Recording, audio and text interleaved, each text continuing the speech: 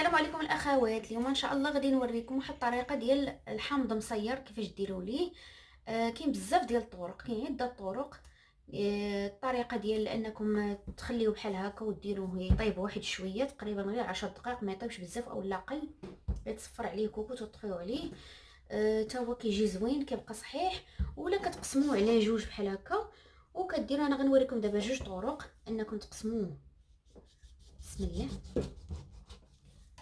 غير بحال هكا، حاولوا ما تقسموش الحامضه كامله، غير بحال هكا. وغادي ناخذوا الملح وغادي نعمروه بالملح.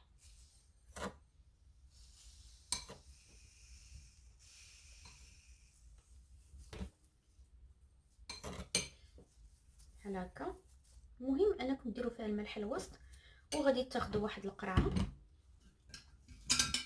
قرعه تكون محكمه مزيان، تكون تاع الدجاج وتكون متحكمه مزيان صافي.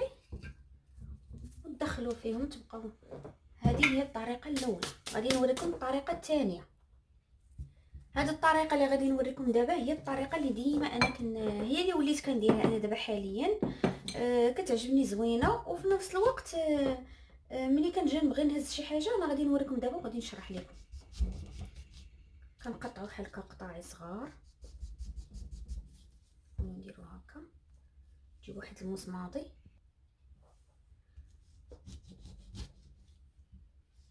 ما تقطعوش الحامضه حتى لتحت، تبقى مشدوده بحال هكا من التحت، غير بحال هكا. وتحاولوا تعمروا هاد البلايص بالملح.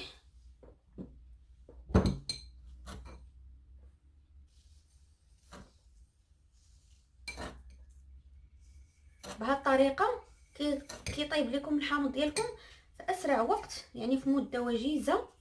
وفي نفس الوقت ملي كتبغوا تهزوا، يعني كتهزوا بالطريف بالطريف، كيكون اصلا راه ديجا مقطع، كيسهل عليكم انكم تهزوه وكيجي زوين، كيبقى شاد الفورمه ديالو.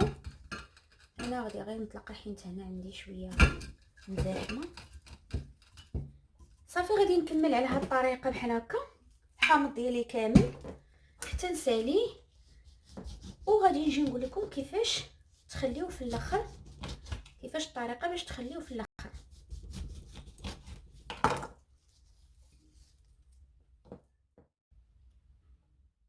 من بعد ما درت الحامض ديالي ما كتشوفوا، ملي تبغيو تدخلوا الحامضه ضغطوا عليه مزيان وحاولوا الجوانب ما تخليوهمش فارغين، وضغطوا عليها باش تطلق الماء ديالها. ضغطوا عليها غير شويه. ولا كان عندكم الحامض كتير وعمرات لكم هاد القرعه ودرتو في قرعه اخرى، دوز يوم واحد يومين بحال هكاك، وضغطوا على هاد الحامض اللي في هاد القرعه مزيان حتى يهبط، وزيدوا عليه الحامض الاخر باش يطيب لكم دغيا، وفي نفس الوقت ما ياخذش لكم مساحه اكبر.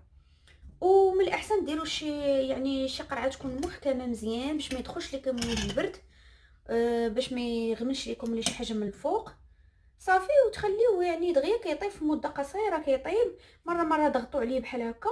انا كنستعملو تقريبا ما كايناش سيمانه كنلقاه وجد، تقريبا 4 ايام بحال هكا 5 ايام كنبدا نستعملو داكشي، كنلقاه طلق الماء ديالو وكنلقاه ولا زوين. وما تضيفوا لا زيت لا ما، ما تضيفوا حتى شي حاجه، غير هادشي صافي. سدوا عليها القرعه مزيان وغادي يطلق لكم بوحدها الماء ديالها مع صافي. دغيا تقريبا يومين 3 ايام غتبان لكم كتطلق الماء ديالها.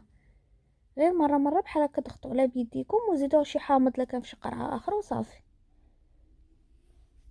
كنتمنى تجربوا الطريقه، كتجي زوينه بزاف. وما تنساوش تشتركوا معايا في القناه وتبارطاجيو باش يوصلكم كل جديد ان شاء الله. وشكرا ومع السلامه.